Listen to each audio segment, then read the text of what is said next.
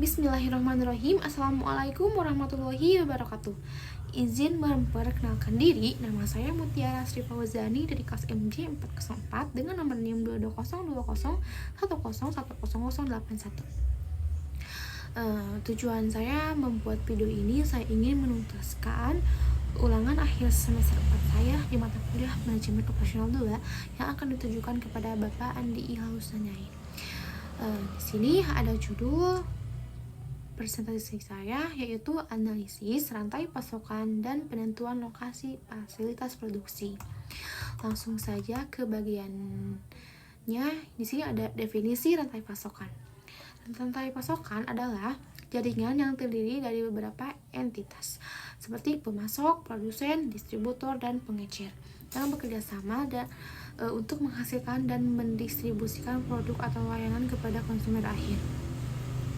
Proses ini mencakup segala sesuatu dari perolehan bahan baku hingga pengiriman produk jadi ke konsumen.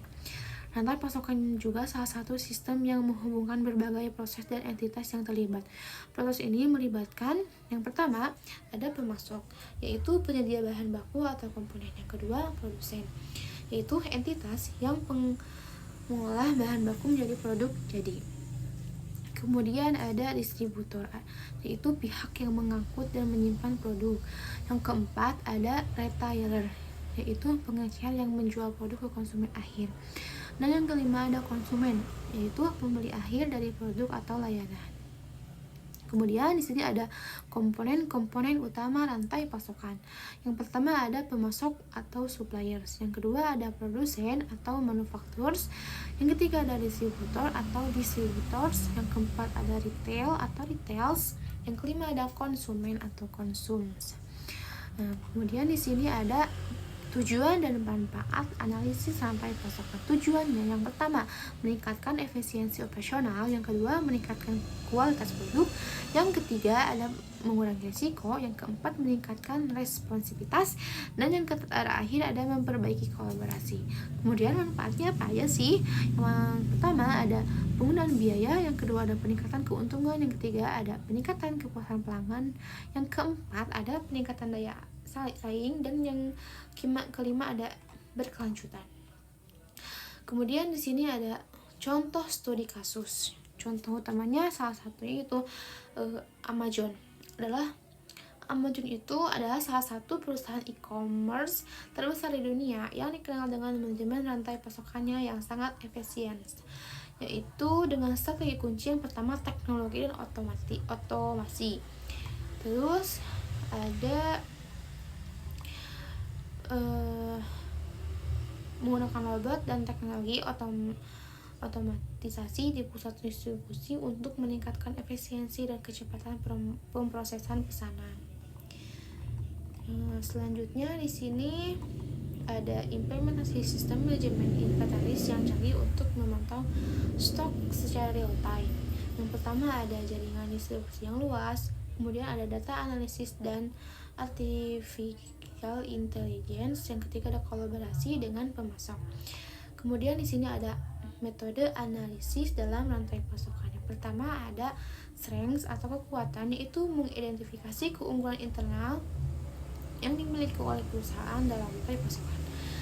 Terus yang kedua ada weakness atau kelemahan, yaitu mengidentifikasi kelemahan internal yang perlu diperbaiki. Yang ketiga ada opportunities atau peluang, yaitu mengidentifikasi peluang eksternal yang dapat dimanfaatkan untuk meningkatkan kinerja rantai pasokan.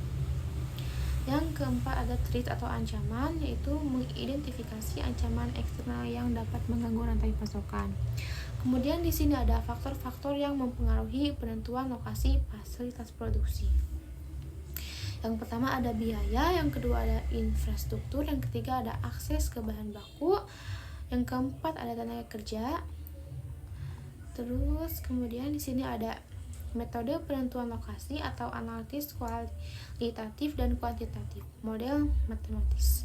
Yang pertama ada analisis kualitatif, yaitu penilaian berdasarkan faktor non-numerik yang mungkin sulit untuk diukur secara kuantitatif. Kemudian ada analisis kuantitatif, yaitu penilaian berdasarkan data numerik dan model statistik untuk penentuan lokasi yang paling optimal. Contoh penggunaan perhitungan biaya total, analisis penghemat estimasi ROI atau return on investment. Yang ketiga ada model matematis, yaitu penggunaan model matematis untuk mengoptimalkan pemilihan lokasi berdasarkan berbagai kriteria dan kendala, memberikan solusi yang lebih terukur dan berbasis data untuk keputusan penentuan lokasi. Kemudian di sini ada tantangan yang sering dihadapi rantai pasokan dan penentuan lokasi. Yang pertama yaitu ada ketidakpastian permintaan atau demand uncertainty, yaitu sulit untuk memprediksi permintaan pasar secara akurat yang dapat menyebabkan kelebihan atau kekurangan stok. Menggunakan teknologi prediksi permintaan dan analitik data untuk meningkatkan akurasi prediksi. Yang kedua ada gangguan pada rantai pasokan atau supply chain disruption, yaitu gangguan seperti bencana alam, konflik politik, atau masalah logistik. Yang ketiga ada biaya logistik yang tinggi, yaitu biaya transportasi dan penyimpanan yang tinggi dapat mengurangi profitabilitas. Yang keempat ada keterbatasan infrastruktur, yaitu infrastruktur yang kurang memadai dapat menghambat operasi dan distribusi. Yang kelima ada regulasi dan kebijakan pemerintah, yaitu perubahan regulasi dan kebijakan pemerintah dapat mempengaruhi operasional bisnis. Kemudian di sini ada kesimpulan utama dari analisis rantai pasokan dan penentuan lokasi. Di sini ada isian yang sudah saya buat. Analisis rantai pasokan membantu dalam mengidentifikasi dan mengurangi pemborosan, meningkatkan efisiensi operasional dan mengoptimalkan proses produksi secara distribusi. Manfaat utama meliputi pengurangan biaya, peningkatan keuntungan, dan kepuasan pelanggan yang lebih tinggi. Faktor seperti biaya, infrastruktur, akses ke bahan baku, dan tenaga kerja sangat penting dalam menentukan lokasi fasilitas produksi. Pemilihan lokasi yang tepat dapat mempengaruhi efisiensi operasional. Kemudian biaya logistik dan kinerja bisnis secara keseluruhan. Metode analisis seperti SWOT, ABC analisis, dan just in time membantu dalam memahami dan mengelola rantai pasokan secara efektif. Metode penentuan lokasi termasuk analisis kualitatif, kuantitatif, dan model matematis menyediakan dasar yang kuat untuk membuat keputusan lokasi yang optimal. Tantangan seperti ketidakpastian permintaan, gangguan rantai pasokan, biaya logistik tinggi, keterbatasan infrastruktur, dan regulasi pemerintahan perlu diatasi dengan strategi yang efektif. Solusi termasuk diverifikasi pemasok, optimasi logistik, dan pemantauan lokasi untuk memastikan kelancaran operasi dan pengurangan risiko. Kemudian tidak ada rekomendasi untuk implementasi di perusahaan. Investasi dalam sistem teknologi informasi dan alat analitik untuk meningkatkan visibilitas dan efisiensi rantai pasokan. Gunakan teknologi otomatisasi dan robotika untuk meningkatkan produktivitas dan mengurangi kesalahan manusia. Melakukan analisis berkelanjutan terhadap rantai pasokan untuk mengidentifikasi area yang perlu perbaikan dan implementasikan strategi peningkatan yang sesuai. Terapkan metode pengelolaan inventaris seperti just in time untuk mengurangi biaya penyimpanan dan meningkatkan responsivitas.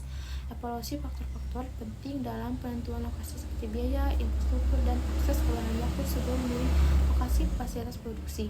Pertimbangkan penggunaan model matematis untuk menentukan lokasi yang paling optimal berdasarkan berbagai kriteria. Mungkin dicukupkan video presentasi kali ini. Mohon maaf apabila masih banyak kekurangan dalam isi materi dan pengucapan bahasa atau kata. Terima kasih. Wassalamualaikum warahmatullahi wabarakatuh.